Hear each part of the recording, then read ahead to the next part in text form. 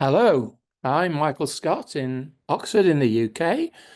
Welcome from me and from Mike Collins in Maryland in the USA to the fourth event in the new semester in Cultural Encounters, Books That Have Made a Difference, where we're bringing together scholars and their audiences in order to explore themes of encounter in literary works and contemporary cultural debates. Today, I'm delighted to have Bonnie Lander Johnson with us. She is Director of Studies at Newnham College in Cambridge and a Fellow and Teaching Associate in the Faculty of English at Cambridge University. She obtained her BA and her MA in Australia and her PhD in Oxford. She's a prolific writer in her own right, having produced a variety of fiction and non-fiction novels and also a range of monographs, edited collections and journal articles. Among those are Vanishing Landscapes, published by Hodder and Stoughton in 2025, Botanical Culture and Belief in Shakespeare's England, Cambridge University Press in 2024, and Chastity in Early Stuart Literature and Culture, which again is Cambridge University Press in 2015. If any questions occur to you during this talk, please type them in using the Q&A button at the bottom of your screen. Use the Q&A button, please, not the chat button on your computer. Towards the end, Mike Collins and I will ask as many of the questions as possible for our guests to answer. Please don't leave your questions till the last minute because we might run out of time. With that, over to you, Bonnie. Thanks very much. And hello, everybody. Good evening if you're in the UK. Good afternoon to those who are coming in from the States. We're here to talk about a novel called Give Them Stones by Mary Beckett. I think the subtitle I gave to this talk was the best Northern Irish Troubles novel ever written, which is definitely my opinion. But it was a novel that fell quite unjustly out of print, so it may also be one that you've never read. But it is now back in print, which is why I wanted to take this opportunity to talk about it. I am going to talk about the novel with an assumption that you know about the Troubles in Northern Ireland. But if you're joining us and you don't know about that, I'm very happy to talk more in question time about the context. So I'll proceed as planned, but please do stay with us and keep your questions buoyant if you'd like to know more about the political situation as well as about the book. So the novel, Give Them Stones, was published in 1987, and it was written by this wonderful writer called Mary Beckett. Now, Beckett was a Belfast Catholic woman. She was a teacher, a secondary school teacher, and a very brilliant and successful short story writer. And then she married and moved with her husband to Dublin, where she raised some children and ceased teaching, but continued to write.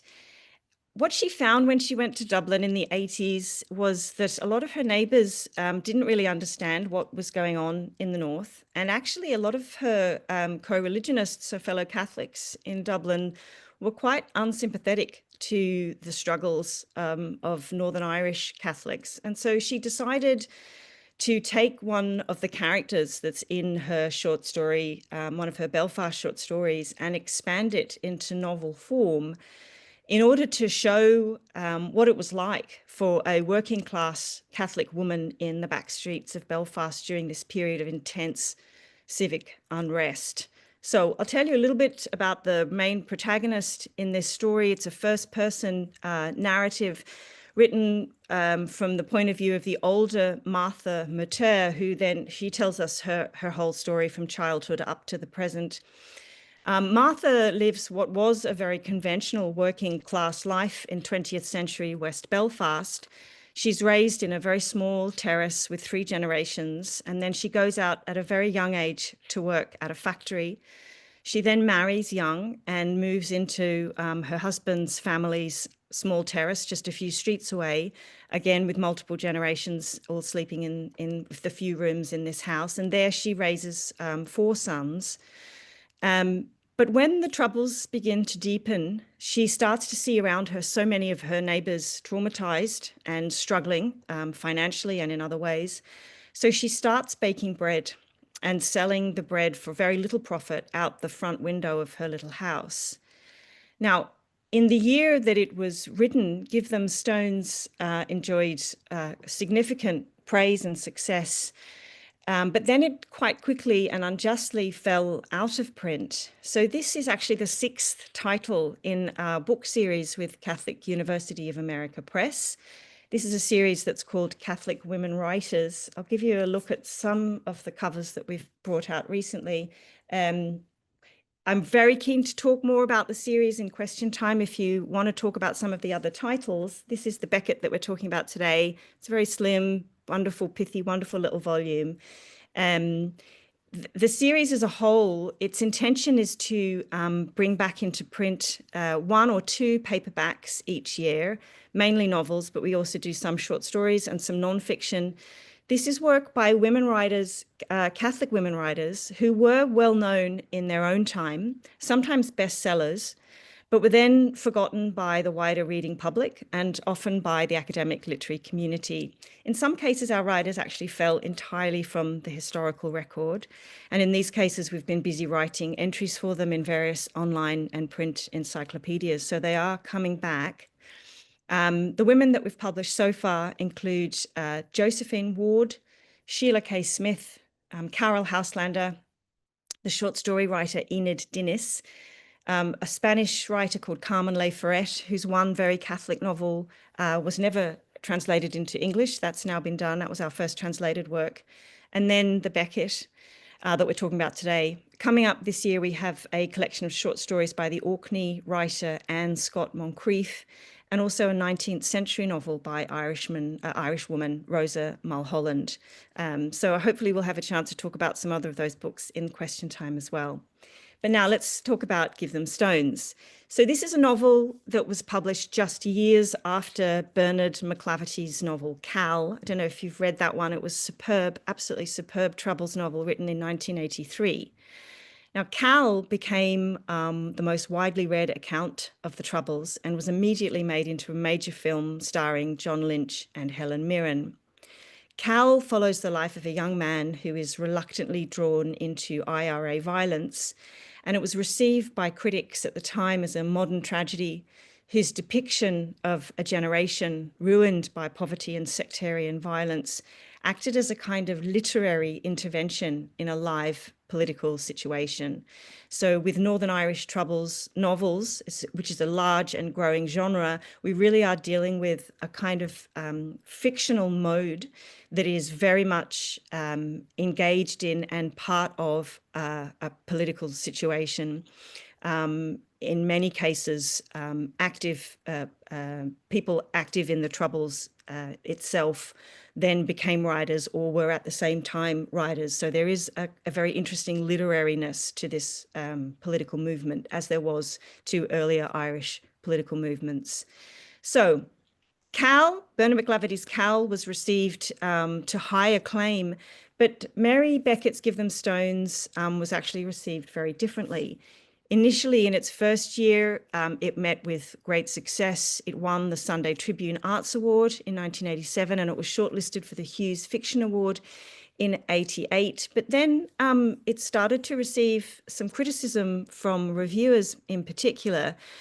I'm going to give you a few quotes now. The novel was not seen, for some reason, it was not seen as a political novel, but instead it was called a sociological tract. It was called an exploration of family and work, a study of women's private worlds, and a work of reportage that lacked imaginative distortion. The novel's heroine, Martha Mater, was even dismissed by one critic as a self-pitying, emotionally repressed, deadly humorless, and utterly charmless woman with a priggish rectitude and a Puritan rigidity.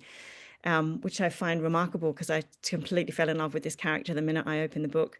And she doesn't strike me in that way at all. By the end of the century, the Give Them Stones had fallen out of print, while Cal went through numerous editions. Now, Troubles writing, both fiction and non-fiction, subsequently became a major genre in its own right.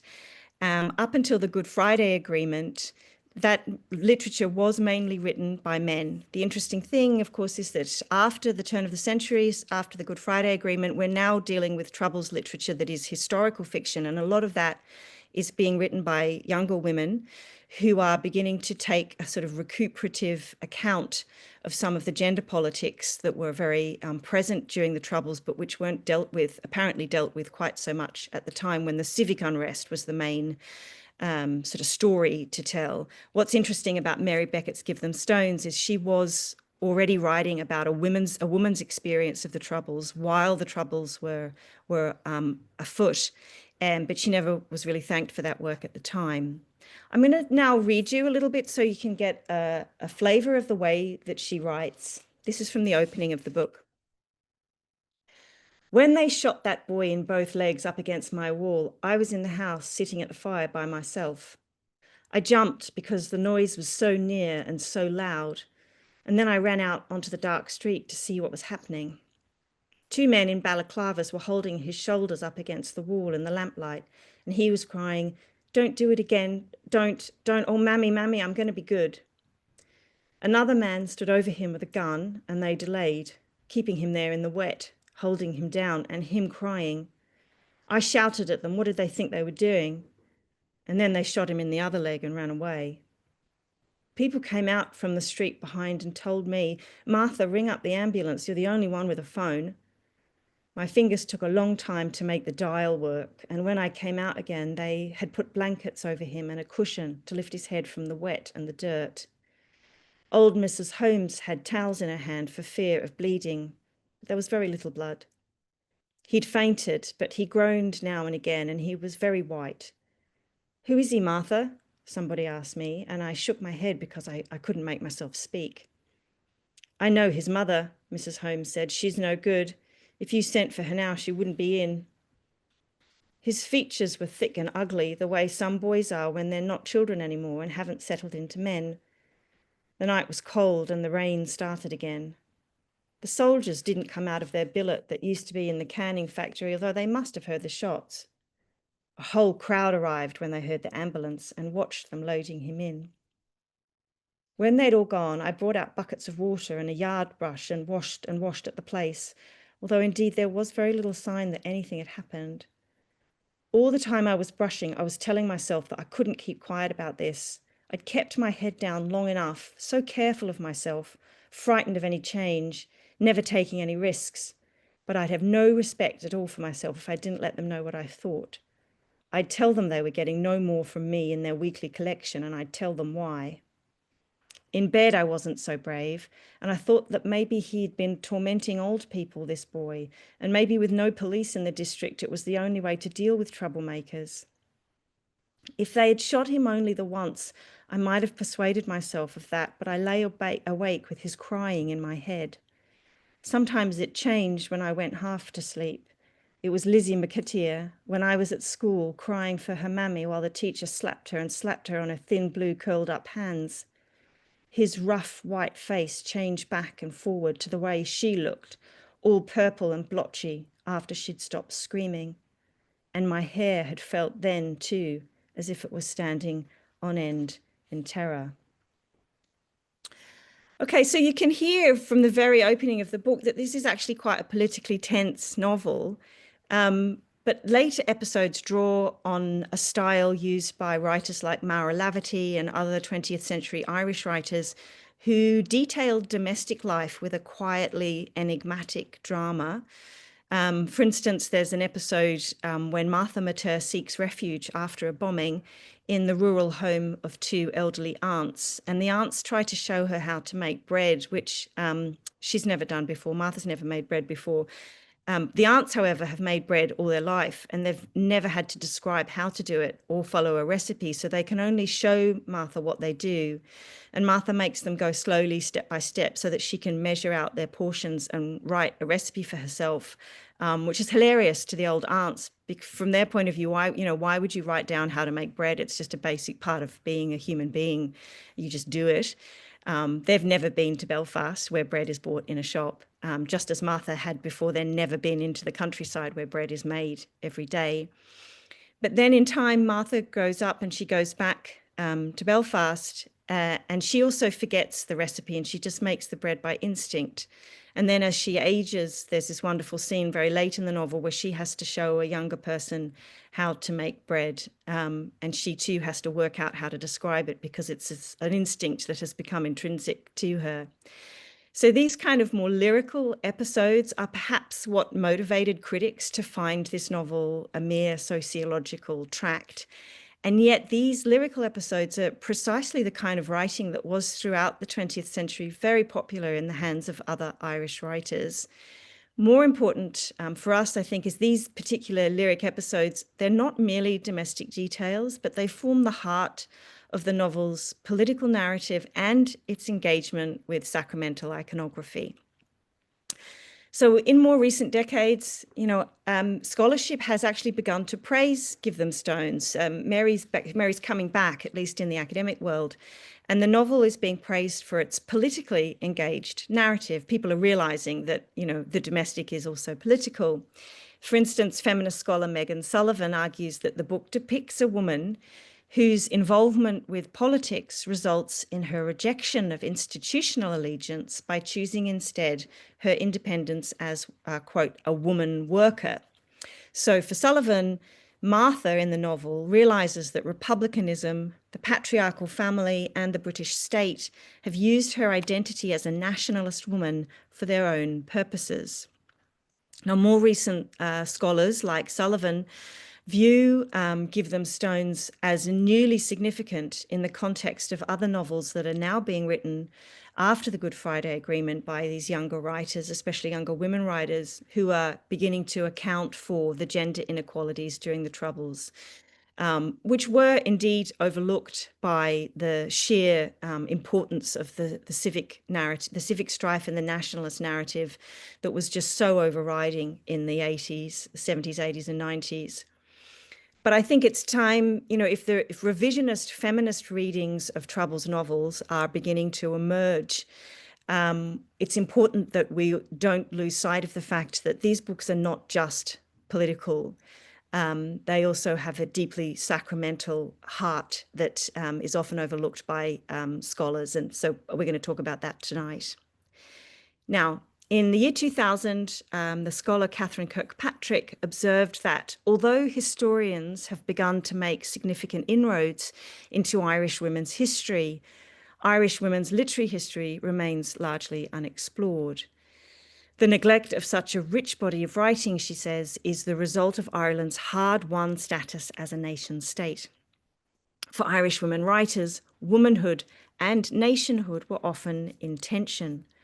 I'm going to read you this quote from the poet Evan Boland. She said, "On the one hand, I knew that as a poet, I could not easily do without the idea of a nation. Poetry in every time draws on that reserve. On the other hand, I could not as a woman accept the nation formulated for me by Irish poetry and its traditions. At one point, it even looked to me as if the whole thing might be made up of irreconcilable differences. At the very least, it seemed to me that I was likely to remain an outsider in my own national literature, cut off from its archive, at a distance from its energy, unless, that is, I could repossess it."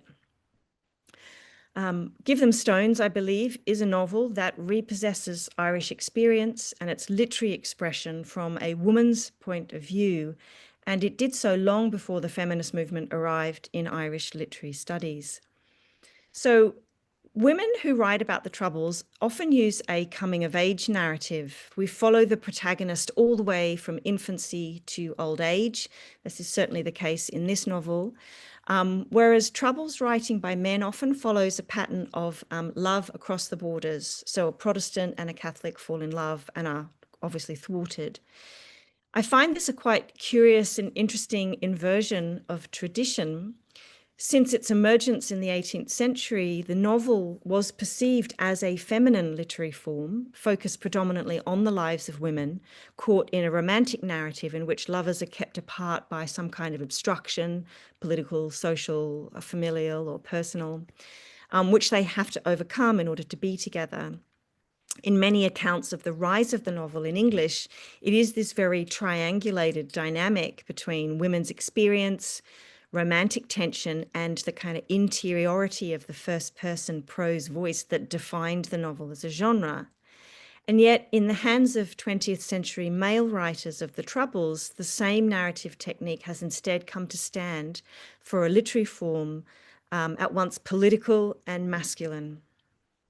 Now, Give Them Stones is neither a story of love across the borders, nor is it a tragedy, which all of those love across the border stories do have to be, because love between a Protestant and a Catholic couldn't flourish during the Troubles. So this is a book, I'd say this is probably one of the great Troubles novels that is not a tragedy, and for that reason alone, we ought to be reading it. So Martha Mather is a woman who struggles to build an ordinary life amid political turmoil, to find her own voice of resistance, to raise her children and keep them safe, to look out for her community, and to seek small moments of happiness and avoid despair, all of which she does actually succeed in doing. And in this, I think Give Them Stones stands alone and is perhaps the most important and startling Troubles novel ever written. It doesn't idealize Martha's struggle, and yet it is a story of great hope. So the novel is about Martha's discovery of financial independence as a baker, but through this process, she also finds her voice as a Belfast woman and as a Catholic. So Martha's initial motivation to make bread for her neighbours is economic, but the bakery soon becomes much more to her. Although she longs for a united Ireland, Martha is horrified by the violence from all sides of her city. And after her home bake shop becomes a site of political interest, British soldiers ask Martha directly on her doorstep if she is a Republican.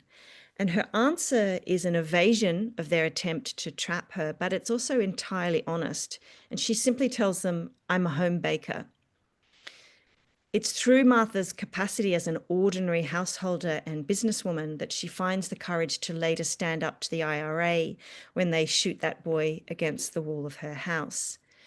Now, of Martha's bravery, Mary Beckett herself once said, there's a lot of people in the North who would like to protest, but they can't. Martha couldn't have protested if her children were still around. Because she's only a fictional character and she can get away with it, she's speaking for all the people who want to protest the violence and who can't. At a significant turning point in the lives of both Martha Mather and her sister Mary, Martha is shown to be the self-denying character, while Mary reaches for opportunities. So when Martha goes off to work in the factory, Mary gets an education. Martha could have she had a scholarship. She could have gone off to get an education, but she felt that this family needed money, so she went to work in the factory instead. And the novel then follows Martha as she matures into self-awareness, which is a process that doesn't involve her being less self-denying. This is a really interesting and very subtle part of this novel, I think, that we should be very attentive to. Martha continues to opt for a role of service, and yet it's through this role that she learns her particular kind of bravery. So the novel makes explicit use of the biblical Mary and Martha story.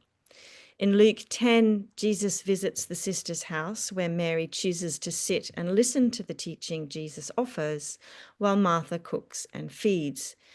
Now, the biblical Martha complains that Mary isn't helping her, but Jesus tells her that she is worried and distracted by many things.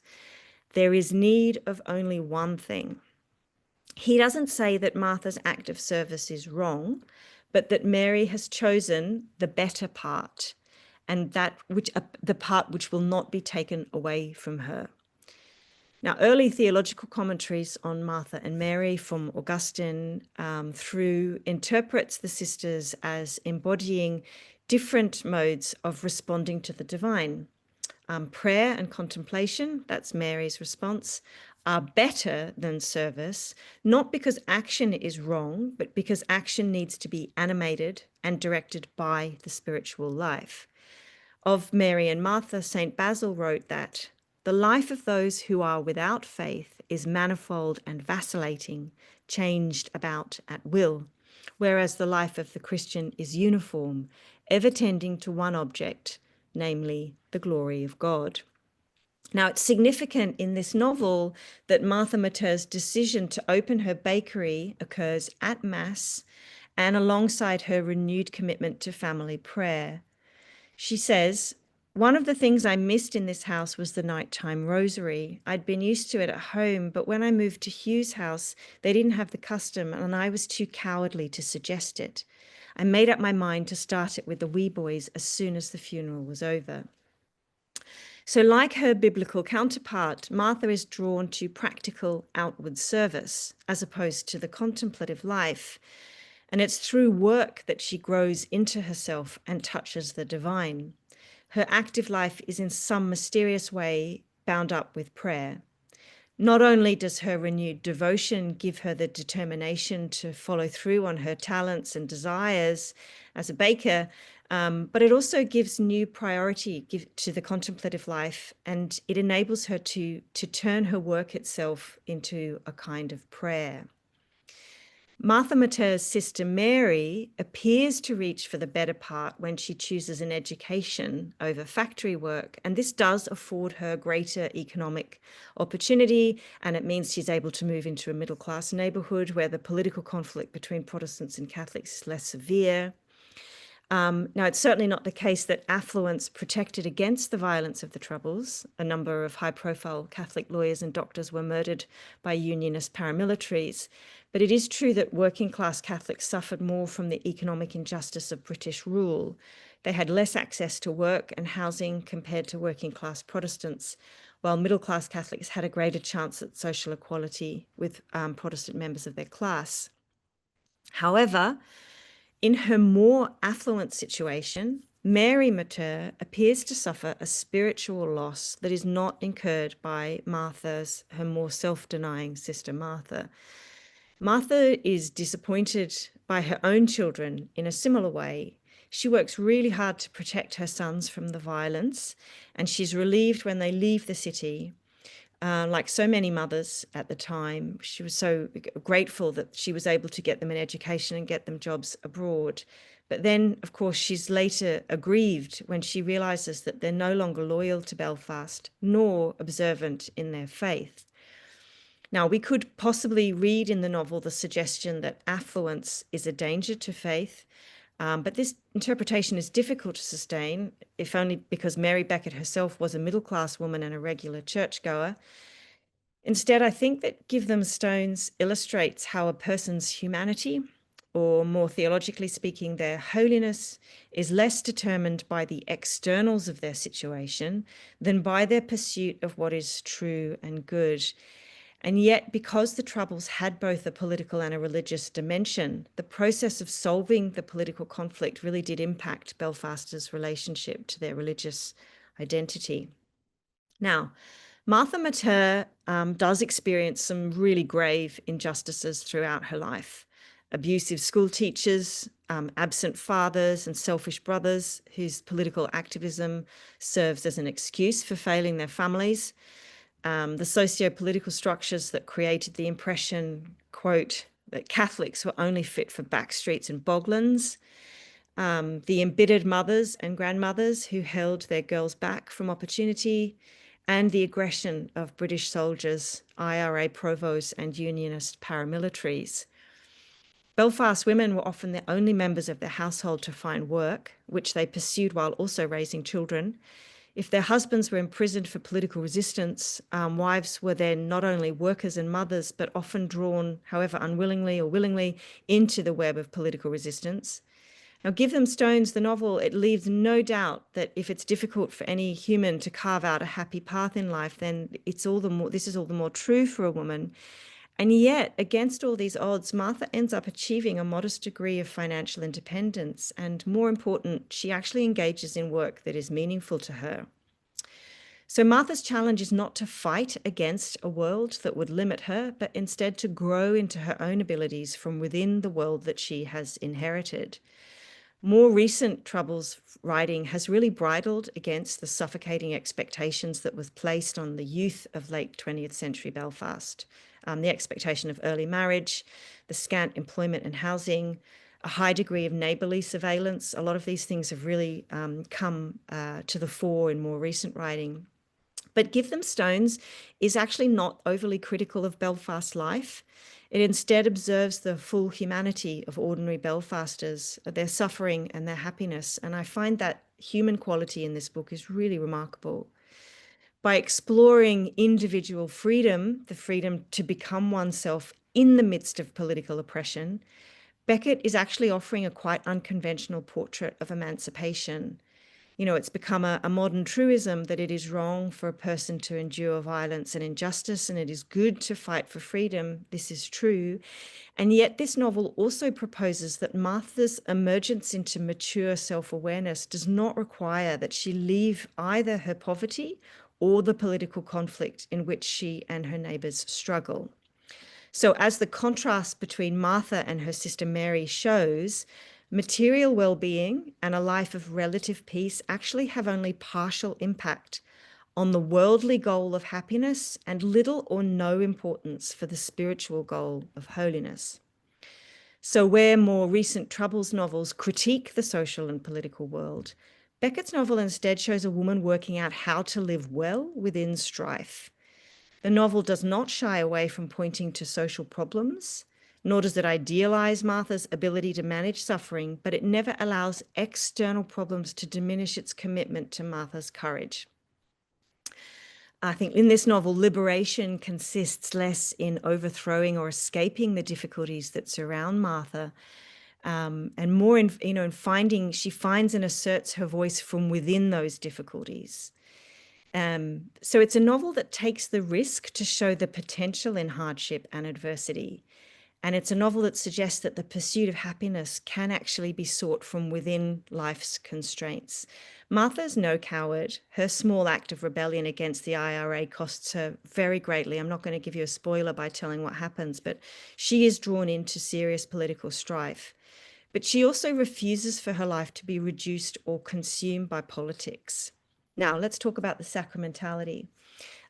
This novel's explicit use of bread as a sacramental object is part of its Martha and Mary story, but it's also in keeping with other Troubles novels from the 1980s. So you'll remember if you've read Bernard McClaverty's Cal, this is a novel that uses images of blood and sacrifice in the same kind of iconographic manner.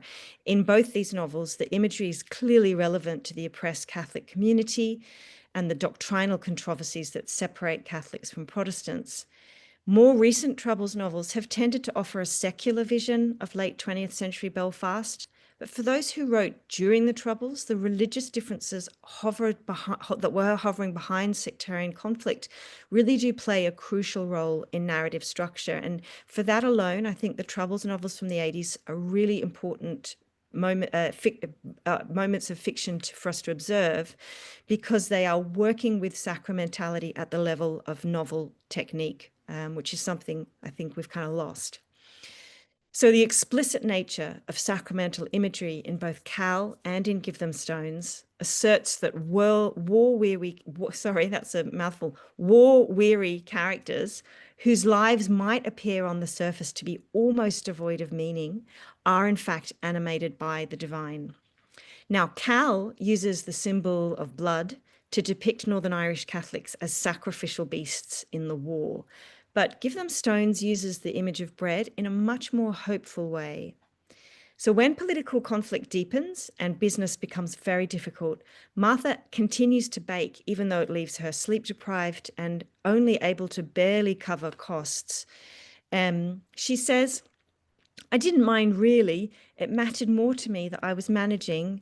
Now and again, I'd say to myself, am I mad? What do I do it for? Why don't I just give it all up, all this hassle, and live on Dermot's wages like any ordinary wife rearing her children?"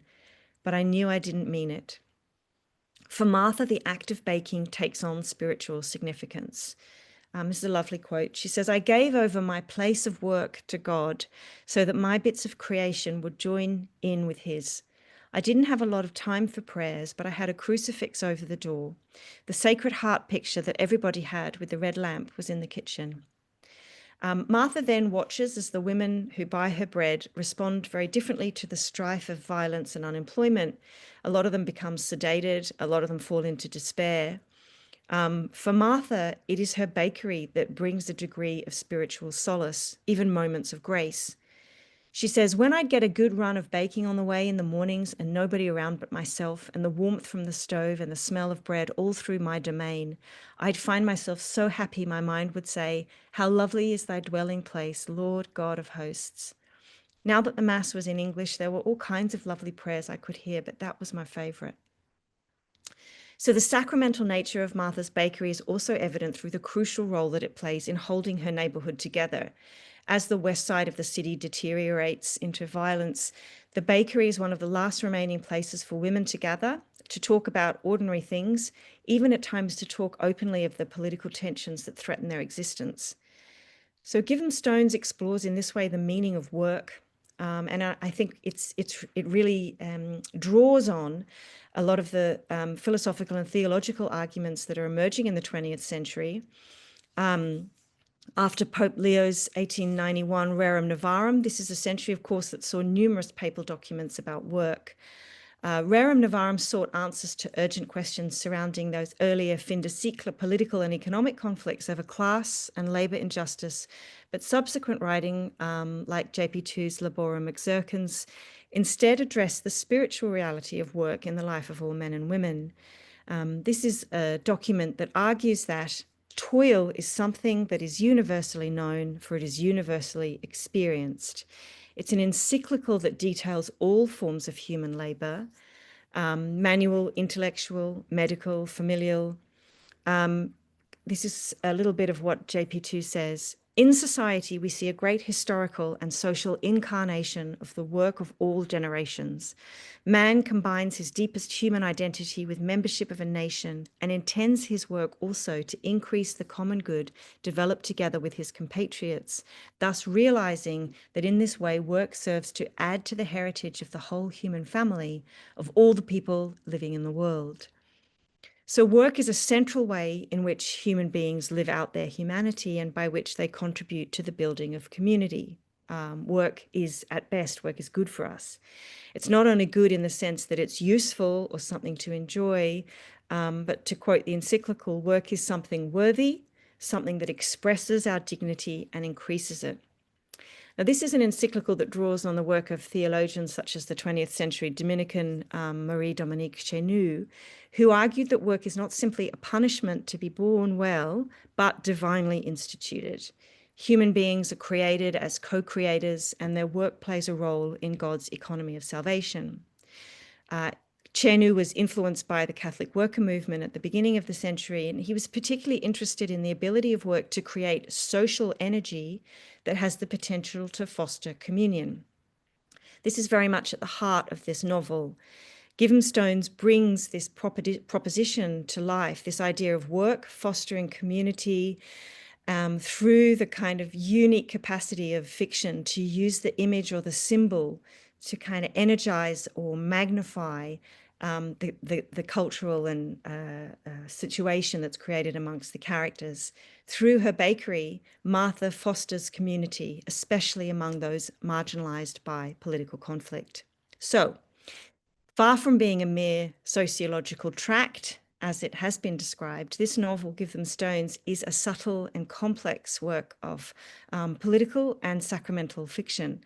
I think it deserves a crowning place in this growing, really quite large canon of Troubles fiction. It is a politically engaged novel, but it's also the one novel in this genre that best manages to offer both great realism and great spiritual hope. Okay, thank you. I'm going to finish there, and hopefully we can pull out some of those ideas in question time.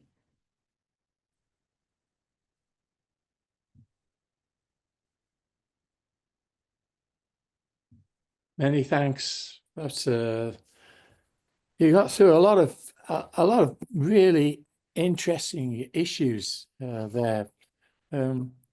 Fantastic, really. I really enjoyed listening to that. I think Mike Collins is going to join us in a minute as well. If anybody's got any questions, please do put them through to us as we go into the discussions. Strange thing that was came into my head as this went through was when I was a postgraduate student, I went to a lecture by the A.J.P. Taylor. If you remember, if you recall, he was a television historian from, I don't know, Oxford or Cambridge or whatever. And he said, if England had been Catholic, Ireland would have been Protestant. And it's always struck me. It seemed a summary of that. But what you're talking about now is actually that the Catholicism is deeply embedded in the thought processes of the characters that are being portrayed. Is that? Yeah. Yeah. I think, and that's something that more recent fiction has lost touch with, I think, which is one of the reasons that we particularly wanted to bring this novel back, because it's very subtle.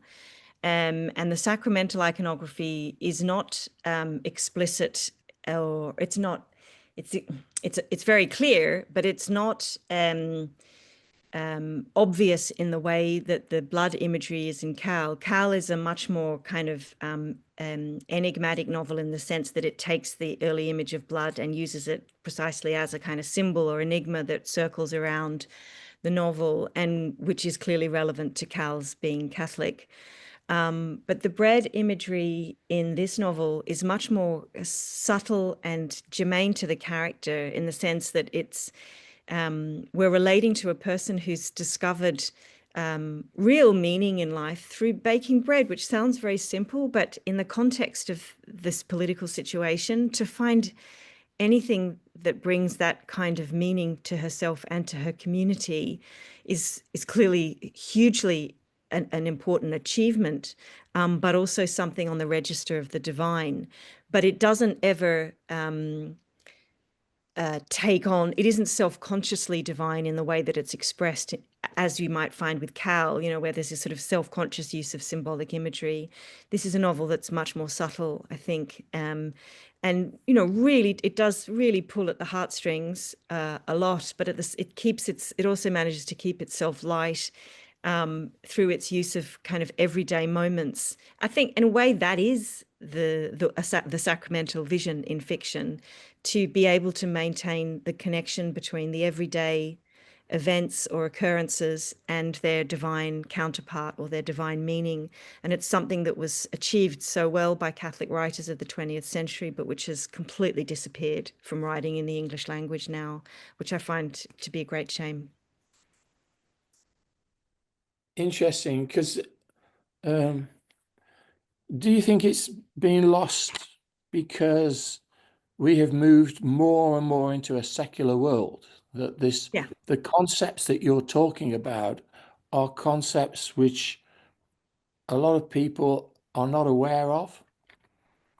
Yeah, I'd say so. I'd say that, I mean, obviously great fiction manages to achieve political, philosophical importance and philosophical resonance in a similar way, in that, that is the role of fiction in the broader sense, to connect the everyday with the bigger idea or the bigger question that the story's circling around. But to propose or to explore a question through event is also, I mean, that is to write fiction, whereas to write fiction sacramentally is to do more than just write fiction. It's to animate the reality of what it means to be, a human being on both the material and the divine planes. I think it's one of the wonderful things about fiction for Catholics. It can actually, or for, I mean, anyone reading with an eye on the divine life, it can operate at both the material and the divine, and for that reason it can make present or make evident what it means to be a human being in a way that straight up theological writing can never actually achieve. Does that make sense? It creates the situation of being a human so that we can walk inside that another human's shoes and see that life sometimes from both the divine angle and the material angle, which is something that we often fail to do in our own lives as well. Do you think that ability that's being written about by Mary Beckett, that ability wasn't there, say, for example, as to what was going on in the northeast of England at a similar time when you had the whole problem of the miners' strikes and the violence and the women standing up politically for what was going on? Do you think that there's a difference between the fact that within Northern Ireland this was something related to a spiritual clash of religions, which wasn't? That's the key difference, isn't it? That there was, obviously it wasn't just religious conflict. It was a political conflict as well, between the British state and the Northern Irish Catholics, or the Northern Irish, we might say.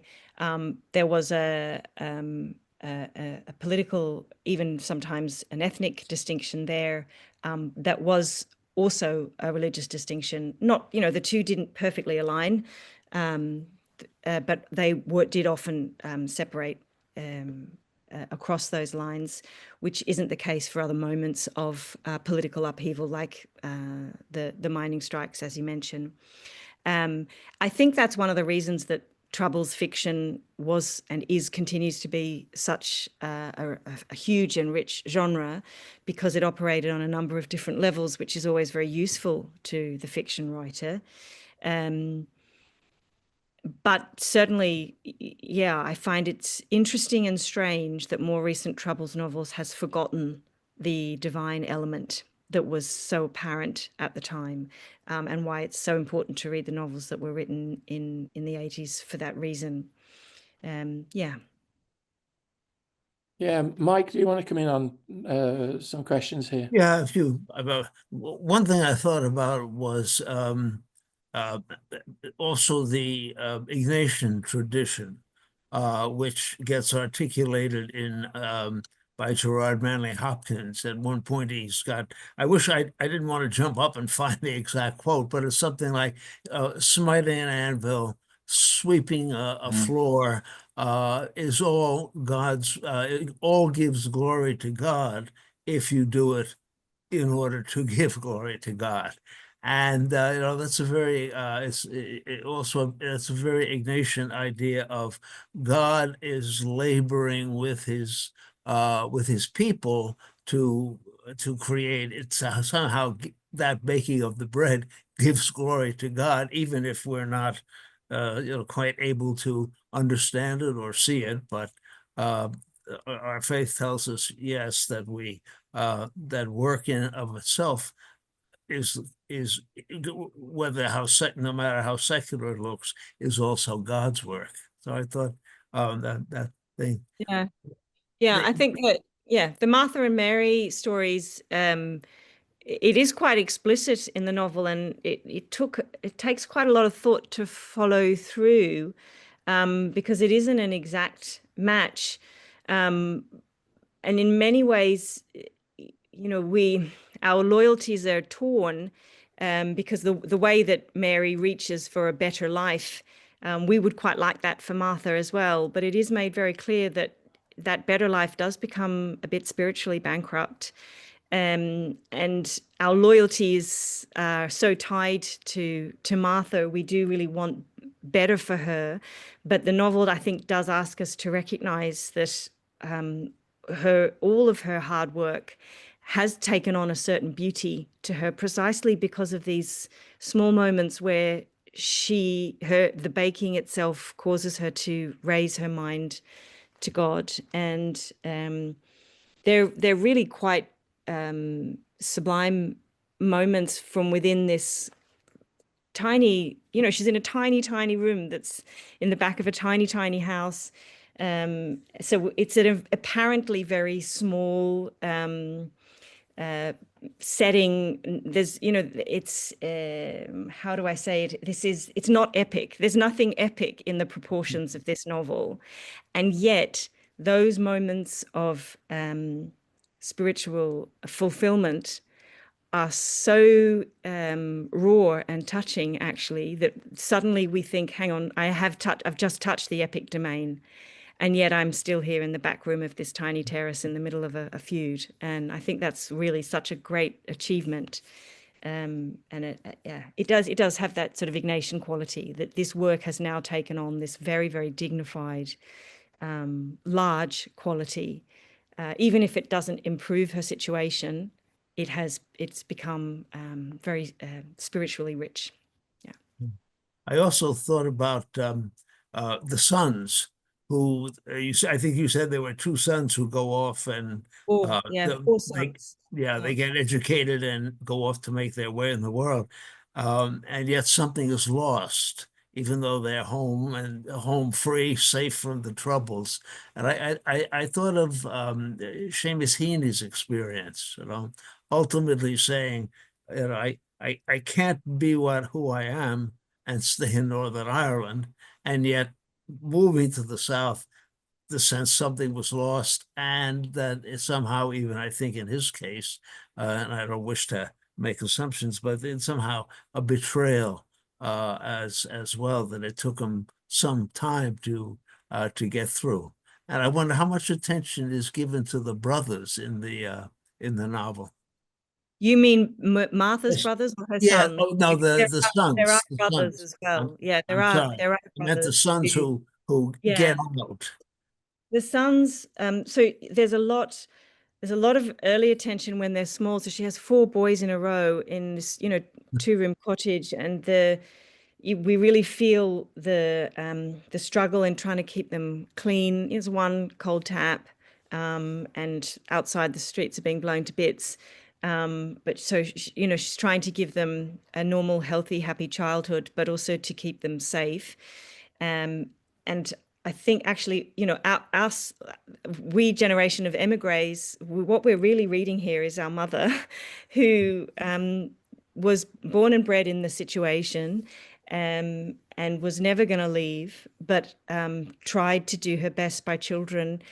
And that best it meant creating opportunities for them so that they could get away, wouldn't be drawn into the IRA in the way that Cal is, or other young male protagonists in these novels. And they disappear. And then we do see them when they come back. And I think our loyalty to Martha means that we are consoled that they're doing well for themselves. But there's a kind of coldness there. We don't see it all from their perspective, of course, but they don't seem to be that interested in Belfast, in its history, in the continuation of the strife, and they've certainly given up on their faith, and that's really very painful for Martha. So I think it can be, for our generation reading it, there's a real bittersweetness there, that we have been changed by opportunity, and we can never go back. But Martha got out, and she did, and we're kind of glad, and part of us is glad that she didn't, because she can still be there to speak from that place that we're disconnected from. We've been talking about rootedness and transcendence, and I thought of Gabriel Conroy, of all people, who doesn't want to go west, doesn't care what's in the west and in the dead, and is quite happy being a European, I guess. So it's true. There's a lot. I mean, another 20th century Irish woman writer, Kate O'Brien, she by all appearances, was quite happy to have left. She was very critical of Irish nationalism, which has made her complicated for contemporary scholars to receive. Kate O'Brien. Kate O'Brien. Yeah. Kate O'Brien, absolutely fabulous novelist. Land of Spices. We'd have loved to have had it in the series, but it still belongs to Penguin. It's a novel about a Belgian religious order, a convent of sisters who are operating in Dublin in the early 20th century, and it follows the abbess and the youngest of the students who are connected throughout the story. They act as divine agents for each other. It's absolutely brilliant novel, but we know from within this novel and from Kate O'Brien's other works that she didn't want Ireland to close its doors on the rest of Europe. She was quite happy to be a citizen of Europe, to come and go, and she thought that nationalism would be a narrowing of the Irish vision, which, yeah, we don't hear that argument quite so much anymore, but there were certainly people who didn't take that line of here or there, lost and dispossessed, which does bring with it this kind of misty-eyed quality that can also have a certain destructiveness as well. So the play, the Weir by Conor McPherson, where he's in that world and out of that world, ironically or simultaneously. Anyway, I should be quiet now. Yeah. I just could you say a little bit more about Mary Beckett, and does she write any other work? Yeah, this is her only novel. So when she was still in Belfast, she wrote a collection of short stories called A Belfast Woman. Those are fabulous too, and we'd love to get that in the series as well. And if you do read them, they're circulating in old editions, and they're actually, a lot of them are in collections of Irish short story collections. You'll often find one or two stories from her in there. So she is kind of recognized as a short story writer still. There's one story in that collection which is clearly the voice of Martha Mater. And then she moved to Dublin, and she tried to write she said she tried to write in the Dublin voice, but she couldn't do it. She couldn't hear the voice well enough as a writer. But she did write another collection called The Literary Woman, which did contain Dublin stories, but there was often a Belfast protagonist in those. So then she just wrote this one novel, and that's it. Those are her three publications: 2 books of short stories and the novel.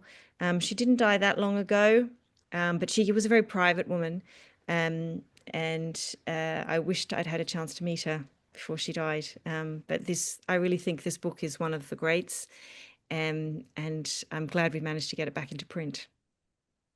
Well, so am I. I'm going to get it as soon as I can. But yeah.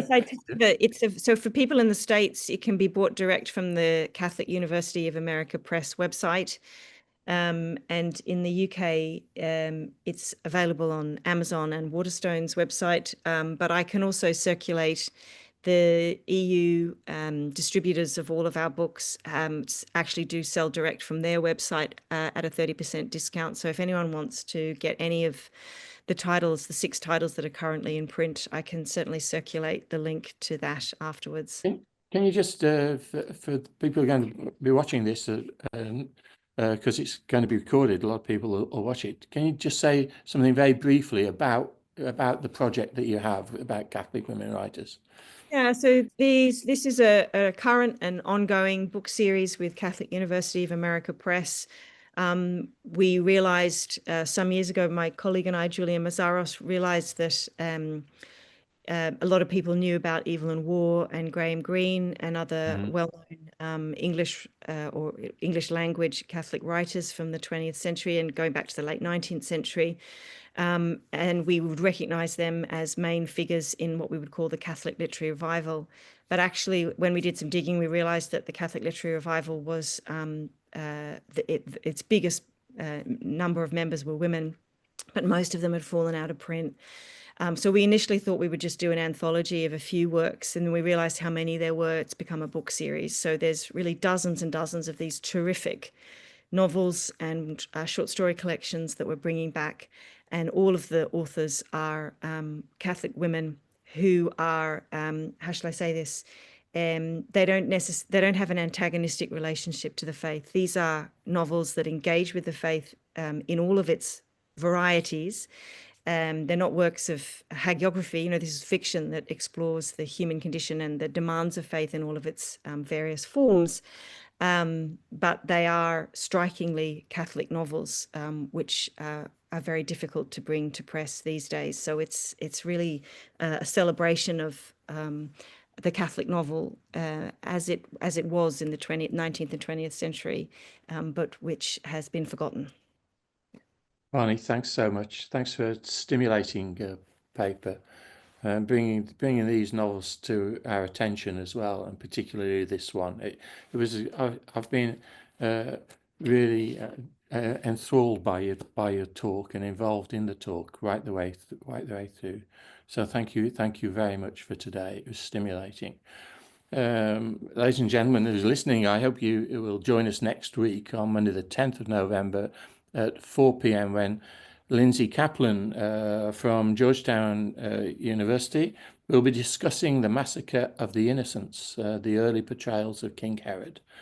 We've got an interesting talk in our free speech at the International Crossroads coming at 4 p.m. on Wednesday the 12th of November, when the panel will be discussing who will be the next major powers. I want to thank Georgetown University for supporting this series, especially the Vice President Global Affairs, Tom Banchoff. Thanks also to our administrators at Georgetown, Julia Murillo and Mary Gordon. And my thanks to Mike Collins for his support and his participation. At Blackfriars, I'd like to thank John O'Connor, the Regent, Richard Finn, the Director of Studies, and Dominic White, the Prior. I'm Mike Scott from Blackfriars Hall, Oxford. You can follow me on LinkedIn at Professor Michael Scott, or on Facebook as Michael Kerr Scott. Thank you for joining us. Thank you again, Bonnie, for a great afternoon. Thank you very much. You're very, very much. Thank you, Mike. Yeah, thank you. Bye-bye.